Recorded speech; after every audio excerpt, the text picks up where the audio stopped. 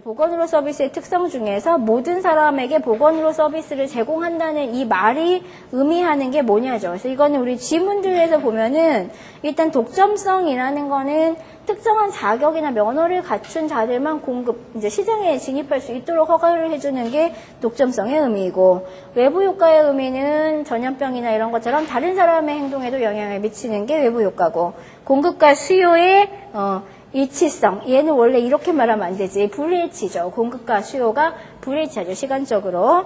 그 다음에 이제 예측 불가능성이어서 여기서 이제 그 모든 사람에게 보건의료 서비스가 제공이 되어야 된다는 거하고는 거리들이 있고, 가장 가까운 의미가 공공재적인 성격이라고 할 수가 있습니다. 그래서 공공재라는 거는 모든 소비자들에게 골고루 편익이 돌아가야 하는 게 공공재이기 때문에 국가라든가 국방, 소방, 경찰 이런 것들이 이제 해당 사항이 있죠. 그래서 공공재가 가진 특성은 비배제성, 비경합성입니다. 그래서 필요로 하는 사람이 소외되지도 말아야 되고, 그 다음에 다른 사람이 그 서비스를 소비했다고 해서 나머지 사람이 소비하지 못해서도 안 되는 거죠. 그래서 경쟁해서도 안 되고, 그래서 이런 특성을 가지기 때문에 이제 여기서 모든 사람에게 골고루 서비스가 제공이 되어야 된다는 거하고 이제 맞는 거고, 공공재의 경우에는 문제가 오는 게 이제 무임승차자라든가 도덕적 불감증 같은 문제가 동반한다고 할 수가 있죠. 2번, 인간의 본성을 부정적인 유형과 긍정적인 유형 두 가지로 대별을 하고, 이 각각의 유형에 따라서 동기부여 방식이 서로 달라야 한다라고 주장을 한 거는 맥그리거 XY 이론이 되겠습니다. 그래서 맥그리거의 경우에는 X이론과 Y이론으로 이야기를 해서, X이론의 경우에 종업원들은 일하기 싫어하고 가능하면 일하는 걸 피하려고 한다.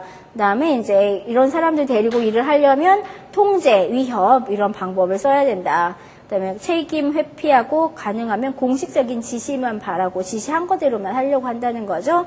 그 다음에 자기 작업하고 관련되어서 안전을 추구하고 야심이 거의 없다. 그러니까 이런 X형의 인간들에 대해서는 통제하고 처벌하고, 그 다음에 이제 유인책을 쓰려면 경제적인 유인책을 써서 동기부여해야 된다라고 이제 주장을 했고, Y이론에 의한 종업원들은 일하는 것을 놀이나 휴식과 동일한 것으로 볼 수 있고, 그 다음에 이제 자기 지향과 자기 통제, 그 다음에 책임을 수용하고 이제 책임을 구하는 걸 배울 수도 있고, 그다음에 훌륭한 의사결정 능력은 모든 사람들이 가지고 있으며 이제 경영자들만의 영역이 아니라 구성원들도 스스로 좋은 의사결정을 할 수 있는 능력을 가지고 있다. 그래서 이런 Y형의 인간들을 동기부여하기 위해서는 칭찬하고 격려하고 교육의 기회를 부여하고 지원하고 이런 형태로 동기부여해야 된다. 그래서 우리 조직관리하고 관련되어서 조직 발전이라든가 또는 목표 관리제라든가 이런 게 전부 다 Y형의 인간을 전제로 해서 나오는 관리 기법들이 되겠죠. 그 다음에 3번이 이제 이 다운스의 인간형을 부른 겁니다. 그래서 우리 왜 그 심화반도도 했었는데 조직인의 유형을 나눈 사람들 중에서 이제 우리가 봐야 되는 게 쉐인, 다운즈, 그 다음에 프레스터스, 아지리스 이런 사람들인데, 이제 쉐인이 합리적 경제적 인간, 사회인, 자아실현인, 복잡해인 이렇게 나눴고, 우리 문제에 나온 다운수가 출세형, 현상옹호형, 열성형, 창도형, 경세가형 이제 이렇게 나눠서 우리 지문에서는 애매모호형이라는 유형어가 없기 때문에 얘가 이제 2번이 답이 된 거고, 그 다음에 이제 프레스토스라는 사람이 상승형, 무관심형, 애매형. 그래서 이 애매형이 여기서 나오는 유형이 되겠죠. 아지리스는 미성숙인과 성숙인 이렇게 나눠서 답은 이제 다운스에서는 애매모호형이 되겠고, 그 다운스 모형이 다른 지방에서 한 번 더 나온 적이 있었어. 근데 거기서는 이 그 순서 중에서 가장 이기주의적인 인간인 거지. 그래서 출세형이 이제 가장 이기적인 인간인 거죠. 그 다음에 현상옹호, 열성형, 창도형, 경세가형 이렇게 내려오니까 이 순서도 한번 봐주시면 좋을 것 같습니다. 그 다음 이제 4번. 조직 내부의 장점과 약점, 외부 환경의 기회와 위험 요소를 분석하는 기법을 일컫는 용어는, 그래서 이건 이제 4가지 요소하고 관련이 있잖아. 그래서 조직 내부가 가지고 있는 장점과 약점, 그러니까 잘하는 것과 못하는 것, 그 다음에 이제 외부 환경이 주어지는 기회와 위협, 이 네 가지를 칭한 용어가 이제 SWOT이 되겠죠. 그래서 내부 환경을 분석할 때는 경쟁자와 비교해서 지금 내가 가지고 있는 장점이 뭐고 단점이 뭐냐. 그 다음에 외부 환경하고 관련돼서는 나를 제외한 주변의 것들이 나에게 어떤 기회가 있고 또는 어떤 위협이 있느냐를 보는 거다. 이렇게 SWOT 분석을 하는 이유는 이걸 토대로 해서 전략을 도출하기 위해서 하는 거다는 거죠. 그래서 SO 전략이라는 거는 조직 내부의 스트렝스와 조직 외부의 어퍼튜니티가 만나는 거니까 조직의 강점을 가지고 그 기회를 살리는 전략을 이제 삼겠다는 거고, ST는 조직의 강점을 가지고 외부 환경의 위협을 회피하거나 또는 최소화시키겠다. WO는 외부 환경은 지금 기회가 주어지고 있는데 우리 조직에서는 그게 아직 약점이란 말이야. 그러니까 약점을 보완해서 기회를 살리겠다. WT는 이제 약점이 있으면 동시에 외부의 환경도 안 좋은 거지. 그때는 약점을 보완하면서 외부의 위험은 회피하거나 최소화시키겠다. 이런 식으로 그 외부 환경의 분석, 내부 환경의 분석인 SWOT을 토대로 해서 전략이 나오는 겁니다. 그 다음에 공공의료기관을 설립할 수 없는 것은이에요. 그래서 이거는 우리 그 문제가 만들어진 근거가 우리 그 법 중에 공공보건의료에 관한 법률이 있습니다. 그 뒷페이지에 보면은 해설에서 나오고 있는데, 이 공공보건의료기관이라는 거는 보건의료기관이면서 설립 주체가 공공부문이 되는 거잖아. 근데 공공부문이라는 건 기본적으로 국가와 지자체가 들어가면 공공부문이 되는 거예요. 근데 공공부문 중에 국가와 지자체 말고 따로 대통령령이 정하는 공공단체들이 설립하는 보건의료기관도 공공보건의료기관에 들어갑니다. 그래서 그 공공보건의료기관 중에 대통령이 정하는 공공단체들을 보면은 일단 지방공기업법에 의해서 의료사업을 수행하기 위해서 설립이 된 지방공사 또는 지방공단들이 여기에 들어가. 근데 지금은 사실 지방공사라는 말 잘 안 써. 지방의료원이라는 말을 쓰거든. 그 같은 기관을 말합니다. 그래서 지방의료원들 들어가고, 그 다음에 한국보훈복지공단법에 의한 한국보훈복지의료공단이에요. 아직 법 내용이 안 바뀐 건데 현재 쓰는 명칭은 그 위에 1항은 지방의료원이라는 명칭을 쓰고 2항은 한국보훈복지의료공단에서 설립한 게 보훈병원들이에요. 우리나라에 5개인가 6개 있지. 서울보훈병원, 뭐 대전보훈병원 이렇게 몇 개 있잖아. 그래서 그 보훈병원들을 말하는 거고, 그다음에 서울대학교 병원이 이 서울대학교 병원 설치법에 의해서 만들어진 겁니다. 얘들 이제 공공보건의료기관이 되겠고, 국립대학교 병원 설치법에 의한 국립대학교 병원, 그다음에 방사선 및 방사성 동위원소 이용 진흥법에 따른 한국원자력의학원, 이게 원자력병원 말하는 거지. 그다음에 정부투자기관 관리기본법에 의한 정부투자기관, 국립암센터법에 의한 국립암센터, 대한적십자사 조직법에 의한 대한적십자사. 그래서 적십자병원 여기 속하는 거지. 국민건강보험법에 의한 국민건강보험공단, 얘네가 일선병원 세운 거고, 그다음에 산재보상보험법에 따른 한국산재의료원, 그다음에 이 산재하고 관련되어서 노동부 장관의 지정을 받은 지정법인, 이런 데들이 공공보건의료기관을 설립하는 그런 기구들입니다. 그러니까 여기 지문에서 보면은 지방공사, 국가나 지자체, 공단, 그다음에 국립대학병원 전부 다 공공기관하고 관련이 있지. 5번에 의료법에 의한 비영리기관, 이거는 의료기관을 설립할 수는 있어. 이거는 의료법에 의한 의료기관 설립 주체에 아까 한번 나왔었지. 그래서 얘는 그냥 공공기관이 아니기 때문에 5번이 답이 되고요. 그 밑에 타 보건 문제는 이제 내가 그 인터넷에 여러 사이트를 왔다 갔다 하면서 같은 문제에 대해서 다르게 복원한 게 없는지 찾아봤더니 이렇게 복원한 게 있는데 얘는 답을 정확하게 뭘 원하는지 잘 모르겠어. 그러니까 내가 보기에는 지금 우리가 푼 문제가 더 정확하게 복원이 된 문제라고 그렇게 보시면 되겠습니다. 그 다음에 보건정책기획의 순서로 알맞은 것은, 그래서 이거는 뭐 정책기획이란 말을 쓰긴 했는데 쭉 지문의 내용을 보면 우리 그 밑에 해설에 나오는 것처럼 현대적 행정과정 또는 발전론적 행정과정하고 그 지문이 일치하고 있는 걸 볼 수가 있습니다. 우리가 행정 과정에 대해서 얘기를 할 때 전통적 행정 과정이 있었고 발전적 행정 과정이 있었지. 근데 전통적 행정 과정은 행정 관리론의 입장하고 같다고 그랬어. 그래서 정치적인 거나 정책적인 거에 대해서는 별로 관심이 없고 어떻게 하면 효율적으로 관리를 할 것이냐에 관심이 있어서 왜 굴리게 행정 과정이라든가 뭐 페율이라든가 그다음에 POAC 뭐 어쩌고 이런 거 그게 전통적인 행정 과정이었잖아. 그거에 비해서 발전적 행정 과정 또는 현대적 행정 과정으로 오면은 그 앞에 두 단계가 더 붙었지. 그게 목표 설정, 정책 결정 이 부분이 더 붙은 거지. 그래서 이 지문 딱 봤을 때 그 과정하고 일치하는 걸 알 수가 있습니다. 그래서 목표 설정, 정책 결정, 계획 또는 기획, 조직화, 동기부여, 통제 완료 이 그 밑에 해설에 나오는 과정하고 일치를 하고 있어요. 그래서 이 경우에는 사실 앞에서 승패가 갈리는 거지. 목표 설정과 정책 결정에서 갈리고 그 다음에는 계획하고 조직화하고 행동하는데 여기서 이제 동기부여라는 말 쓴 거지. 동작화 한다는 거. 그다음에 통제하고 완료하는 과정은 큰 어려움 없이 연결할 수 있을 거죠. 그다음 7번.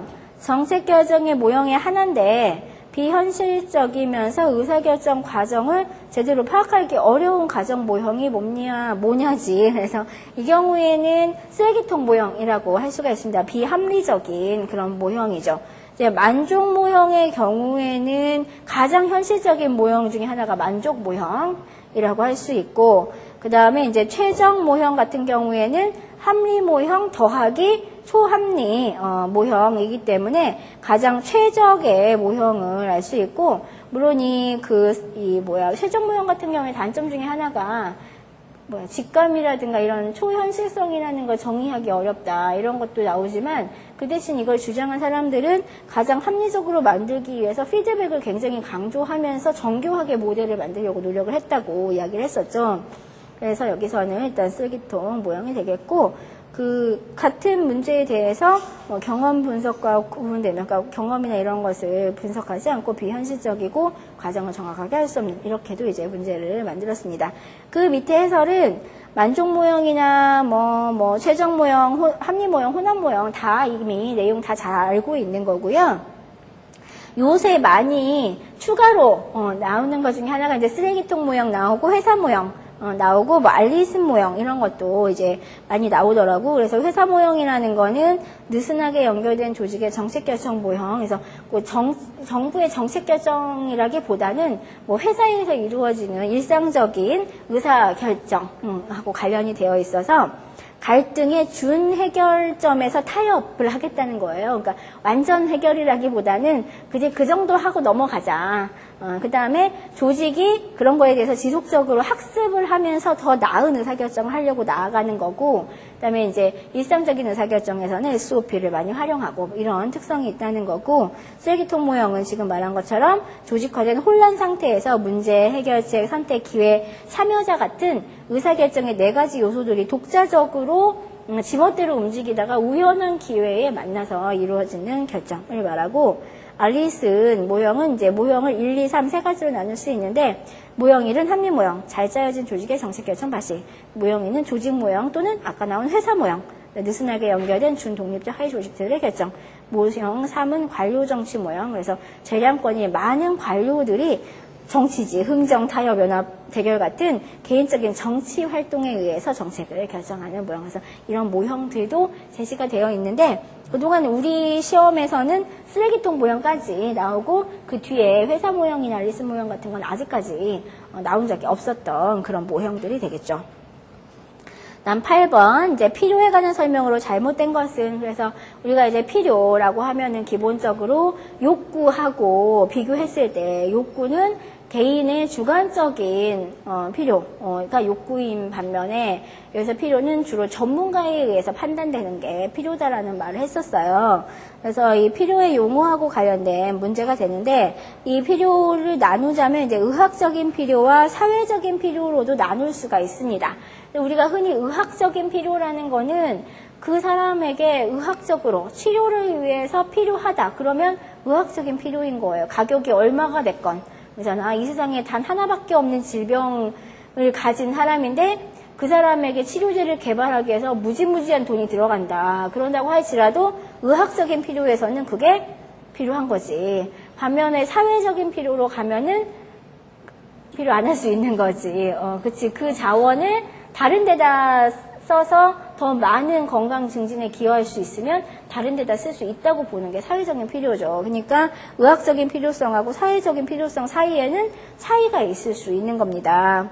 그 다음에 일단 필요라는 거의 의미 자체가 전문가가 판단하는 거가 이제 보건의료상 일정 기간에 환자가 그 서비스를 꼭 이용해야 한다라고 전문가가 판단을 하는 게 의학적으로 필요를 이제 표현하는 거고, 사회적 필요는 형평성보다 효율성을 중시한다. 그래서 이제 고민할 수 있는 거지. 왜냐면 우리가 다른 거에 비해서 보건의료 서비스는 효율성보다 형평성을 더 중시한다는 말을 했었어. 근데 여기서는 거기까지 끌고 나가면 안 되고 의학적인 필요하고 사회적인 필요만 놓고 봤을 때, 아까 지금 말한 것처럼 한 명을 치료하기 위해서 무지 많은 돈을 쓰는 것보다는 그 돈을 다른 데서 쓰겠다고 결정할 수 있는 게 사회적인 필요라는 거야. 그래서 사회적인 필요는 의학적 필요에 비해서는 형평성보다 효율성을 이제 더 중시할 수 있다는 거죠. 그 다음에 이 사회적 필요를 직접적으로 측정하기는 어렵지만 결근이나 보건휴가 사용률이 높다는 거는 이 사람들이 뭔가 문제가 있어서 안 나오는 거 아니야. 그렇기 때문에 그런 부분에서 필요가 있다라고 유추를 할 수 있다는 겁니다. 그 다음에 의료 자원의 분포와 접근 이용성의 환자의 주관적인 필요 요구가 필요한데, 그래서 이제 주관적인 필요 때문에 걸리는 거지. 그래서 주관적인 필요는 개인마다 너무 다르기 때문에 이걸 가지고서 의사결정을 하기가 어렵다. 그래서 답은 5번이 되겠죠. 9번. 보건의료 서비스의 경제적 특성이라는 설명을 우치하는 건 우리 이미 너무 잘 알고 있는 겁니다. 자기의 질병에 대한 의사결정이 타인에게도 영향을 미치는 외부 효과가 있을 수 있다. 내가 신종플루에 걸렸는데 나는 그냥 일상생활을 할래 이래가지고 내가 돌아다니면서 다른 사람에게 영향을 미칠 수 있지. 그 다음에 수요에 비해서 공급이 가다할 때 공급자, 수요 나오는 거고, 그 다음에 질병 발생을 예측하고 수요자의 사전 대비가 용이하다. 얘가 틀린 거죠. 그래서 질병 발생을 예측할 수 없기 때문에 수요자가 비합리적인 수요자가 되는 거고, 이것 때문에 국가 단위에서 건강보험 제도를 운영해야 할 필요가 생기는 거죠. 일반적으로 소비자는 지식과 정보가 부족하여 합리적 의사결정하기 어렵다. 대부분 면허를 가진 자들이 공급자로서 시장에 참여할 자격을 가진다. 10번. WHO에서 제시한 국가보건의료 체계를 구성하는 하부 요소 중에서 보건의료 자원이 아닌 것. 자원에는 인력, 시설, 장비, 물자, 지식, 정보 이런 것들이 자원에 들어가지 보건의료 조직이 들어가진 않는 거죠. 그래서 보건의료 조직을 하부 구조 중에 굳이 나누어 넣는다면은 어디에 나올까? 배분? 네, 들어가겠지. 11번. 국가 차원에서 의료비 증가 억제 방법이 아닌 것은입니다. 이거는 그냥 지문 보면은 뭐 눈에 띄는 애 하나 있지. 행위별수까지. 얘가 이제 답인데, 나머지 지문들에 대해서도 많이 궁금해 하더라고. 근데 국민건강증진기금부가 같은 경우에는 담배에다가 국민건강증진기금을 부과하는 거잖아. 그러니까 20개 피탕 354원을 부과를 하는 거죠. 그러니까 이걸 통해서 흡연 인구를 줄이고, 그다음에 흡연으로 인한 폐암이라든가 이런 걸 줄이겠다. 그다음에 이 돈을 모아서 국민건강증진 사업에 쓰게 되면은 국민의 건강이 좋아질 것이고 국민 의료비가 감소할 수 있다. 이렇게 이제 해석할 수 있겠고, 의료의 질을 높이는 거는 질을 아주 완전 높이면 돈이 들겠지만 의료의 질이 너무 낮을 경우에는 의료사고가 일어나는 거고, 그렇게 되면 의료비용이 더 많이 늘어나는 거죠. 엑스레이 한 번 찍었는데 잘못 찍으면 또 찍어야 되거든. 그렇기 때문에 낮은 수준의 질이 오히려 비용을 유발시킵니다. 그래서 의료의 질을 적정 수준으로 잘 유지하는 것이 비용을 더 이상 증가시키지 않는 방법에 들어간다고 볼 수가 있어요. 그 다음에 코는 Certificate of Needs. 그래서 특히 의료 장비 구입 시에 이게 얼마나 필요한 거냐를 평가를 해서 반드시 필요한 경우에만 의료 장비를 구입하도록 하는 거기 때문에 역시 의료비 증가 억제하고 관련이 있고, 그다음에 의료비 지불 방식, 행위별수까지의 어떤 것을 뭐 인두제라든가 포괄수까지라든가 이렇게 총액계약제로 바꾸면 의료비 증가를 억제할 수 있죠. 그래서 여기서는 3번을 답으로 하시면 되겠습니다. 그 다음에 역시 같은 문제에 대해서도 뭐 PID라든가 의료보험의 시행이라든가 이런 식으로 문제를 가지고 있는 것도 있죠. 근데 여기서는 이제 다른데 보건에서는 문제를 어떻게 보건했냐면 국민의료비 상승에 직접적인 요인이 아닌 것은 그러니까 내가 보기 같은 문제 같은데 보건의 방향이 너무 달라. 그런데 여기서 3번이 뭐였는지도 모르겠고요. 여기선 답이 1번이에요. 국민건강증진기금이거든. 지금 아까 내가 11번에서 설명한 것처럼 건강증진기금을 부과하는 것 자체가 의료비 억제 방법하고 관련이 있기 때문에 이건 곧 다시 바꾸면 상승의 직접적인 요인이 아니라는 건 알 수가 있는 거지. 그래서 답이 1번이 되는 거고 PID 같은 경우에는 과잉치료 유도하면서 의료비 상승시킬 수 있는 직접적인 요인이 되는 거고 의료보험 시행은 의료 이용 자체를 늘려가지고 의료비를 증가시킨 원인으로 작용했다고 보는 거지. 행위별수까지도 역시 이거 자체가 의료비를 증가시키는 요인이 되겠습니다. 그 다음에 이제 다른 문제, 국가 차원에서 의료 비용을 낮추는 방법에 해당되지 않는 건 여기서도 역시 건강검진을 시행한다, 의료의 질 높인다 이렇게 해가지고 행위별수까지를 답으로 달았어요. 그러니까 그 두 번째는 11번 복권하고 같은 방향으로 복원이 된 거고 그 중간에 있는 애는 같은 문제를 전혀 반대의 방향으로 복원을 한 거라고 볼 수가 있겠죠. 12번 보건소 업무에 해당하지 않는 건 당연히 환자 치료. 그래서 보건소 업무 우리가 이미 여러 번 살펴봤었고 그 다음에 13번 보건소, 보건지소, 보건진료소 설치입니다. 그래서 이것도 우리 너무 잘 알고 있죠. 보건소는 시군구에 하나씩, 보건지소는 읍면에 하나씩, 그 다음에 보건진료소는 리 단위에 설치가 되는 거니까 여기서 맞게 설명한 거는 가번에, 보건지소는 읍면에 설치, 그 다음 다번 시군구에 보건소 설치라고 해야지 맞겠죠. 그래서 가하고 다가 맞습니다. 그래서 보건소에 설치하고 보건진료소에 설치는 너무 여러분들이 잘 알고 있을 거라고 생각을 하고요. 이제 보건진료소 같은 경우에 일단 근거법이 농어촌등보건원 특별조치법이 되는 거고 그 설치 운영 해서 그 15조에 보면은 시장 군수가 의료 취약 지역에 대한 그 보건의료를 하기 위해서 보건진료소를 설치 운영을 하는 거다.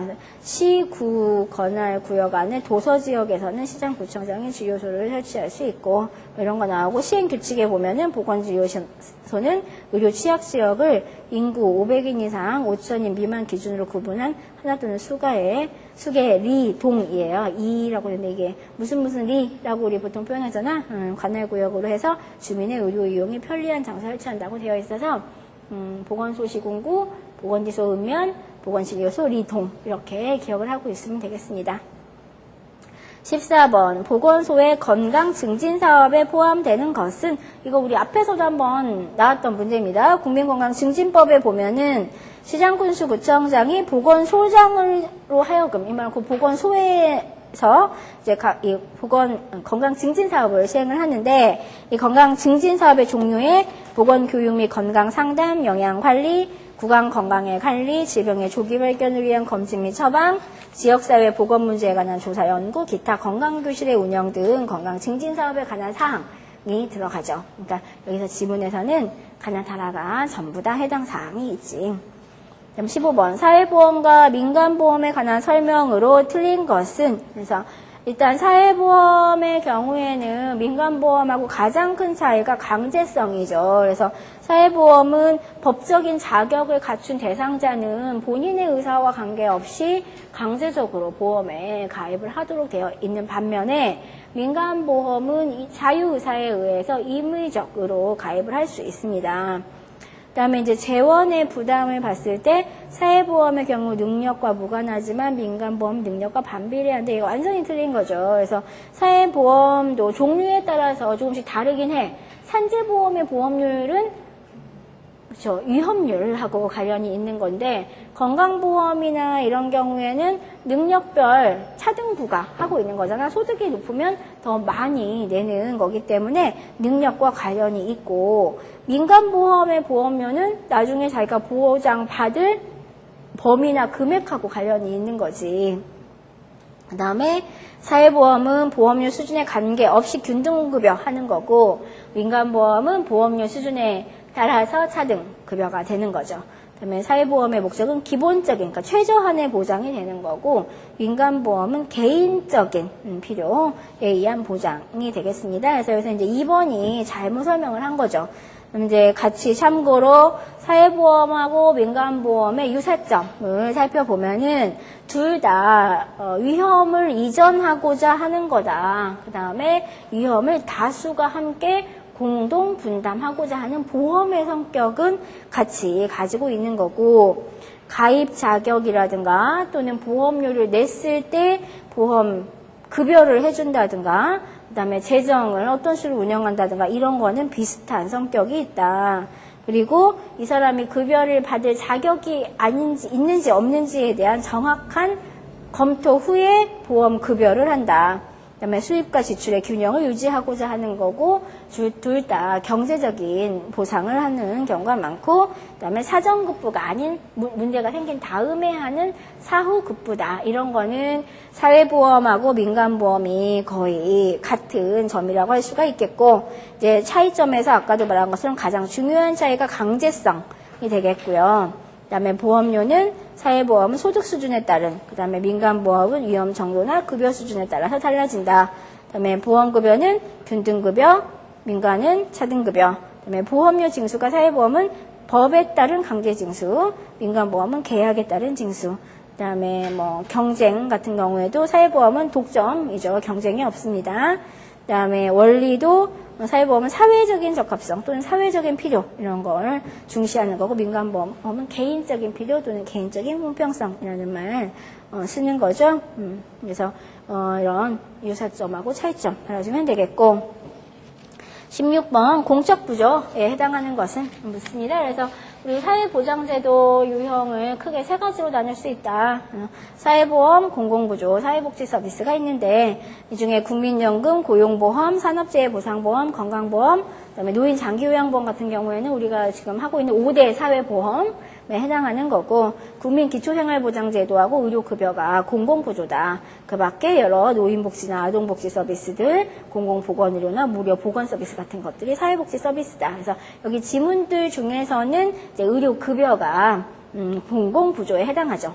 네, 그 사회보장제도의 분류 중에 나머지는 뭐 소득보장이냐 의료보장이냐 큰 문제가 없는데, 우리 왜 노인 장기요양보험 같은 경우에는 내가 의료보장에다 넣어놨잖아. 이거는 그냥 크게 소득이냐 의료냐라고 했을 때 의료보장에 해당한다는 거지, 실제로 급여하는 내용을 보면 의료 서비스를 급여하진 않는댔지 장기요양 급여를 하니까 그런 건 주의해야지 됩니다. 그래서 그냥 이렇게 큰 동네를 물으면 의료보장이지만 실제로 뭐 다음 중 노인 장기요양 보험의 잘못된 설명을 고르셔 이러면서 뭐 의료 서비스에 대한 급여를 하고자 한다 이러면 틀리는 거야. 그때는 의료 서비스에 대해서는 국민건강보험이 있기 때문에 그거 빼고 장기요양 급여만 한다.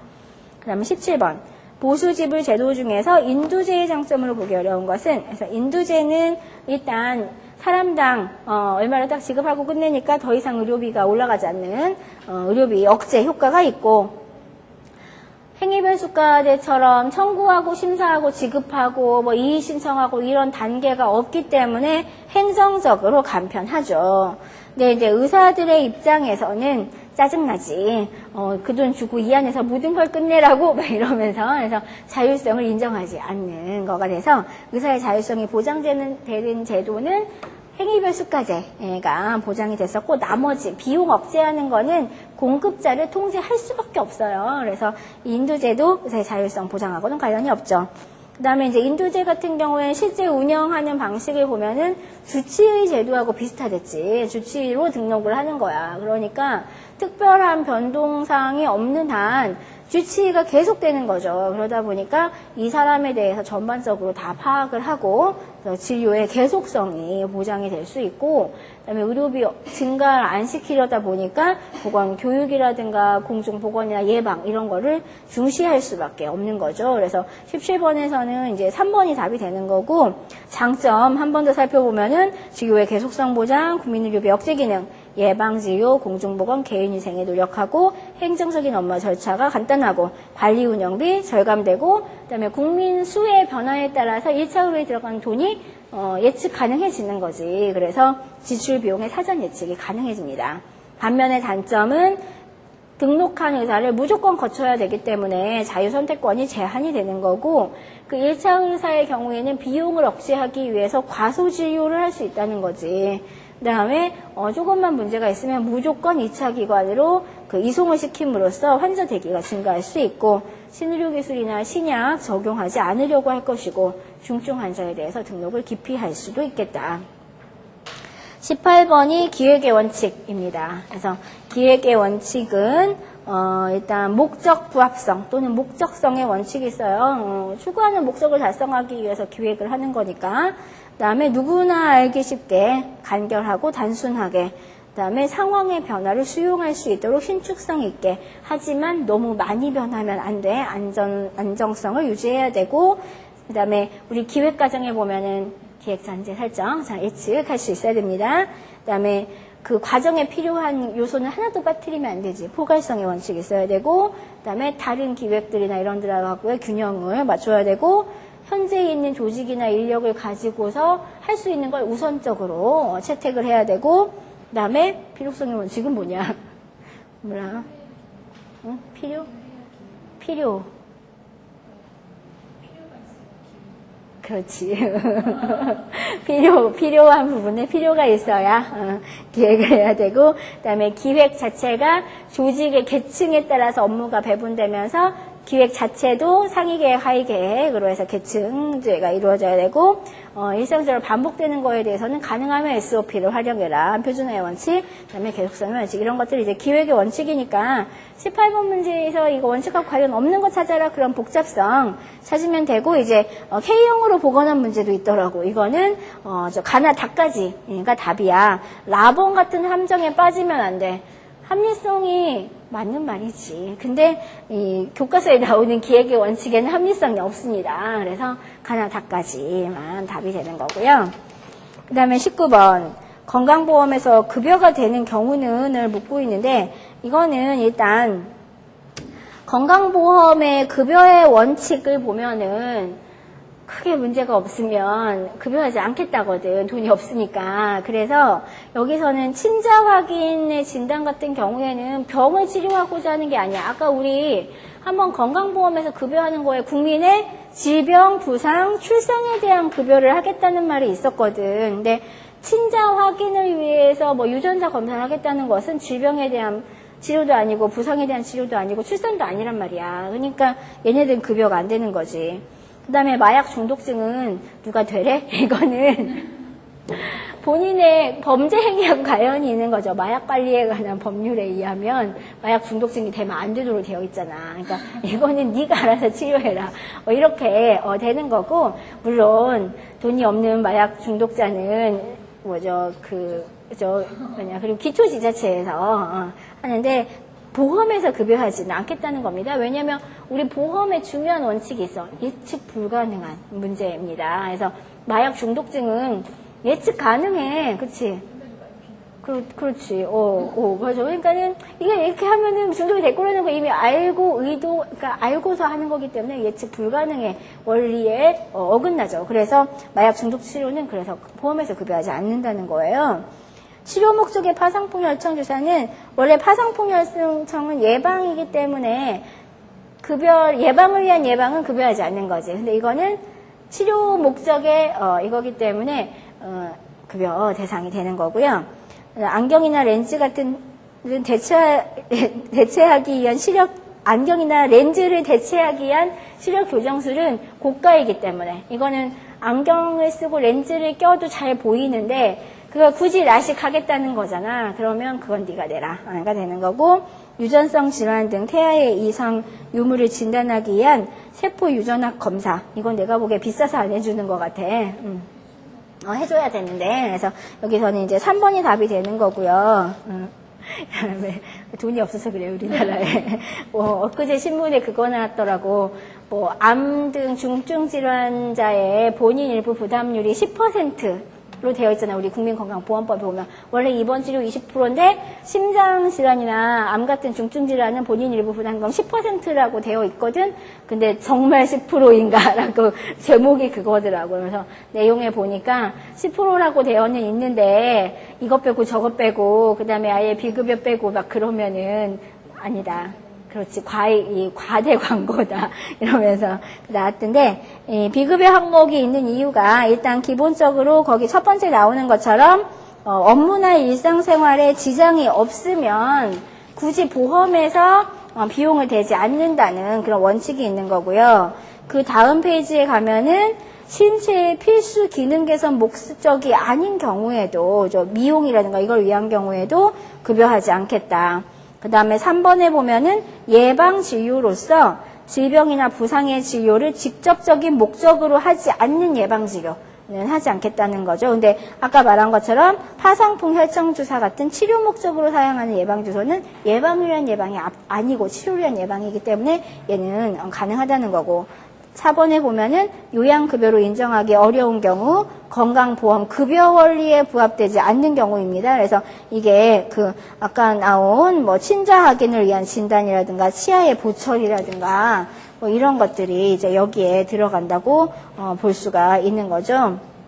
그 다음에 이제 여섯 번째, 복지부 장관이 정하여 고시하는 질병군에 대한 입원 진료의 경우에도, 특별히 너무 비싸거나 진료 외의 목적으로 사용됐거나 이렇게, 고시한 약제나 치료재료에 대해서는 급여하지 않는 거고, 그 다음에 건강보험제도 여건상 요양급여로 인정하기, 어려운 경우, 그 다음에 이제 약하고 관련되어서, 약사법에 따라서 허가를 받거나 신고한 범위를 벗어난 약하고 관련이 되어 있으면서 복지부 장관이 고시한 절차에 따라서 비급여 대상으로 승인을 받으면 얘는 비급여니까 당연히 보험에서 급여하지 않겠다는 거죠. 그래서 이러한 원칙들이 비급여하고 관련된 원칙이니까 각각의 항목들은 자주 나오는 문제는 아니지만 그래도 가끔 비급여 묻는 문제들 우리 보이잖아. 그래서 자세한 내용을 나중에 한번 살펴보시고 기본적으로 답은 아까 치료 목적의 주사가 되겠습니다.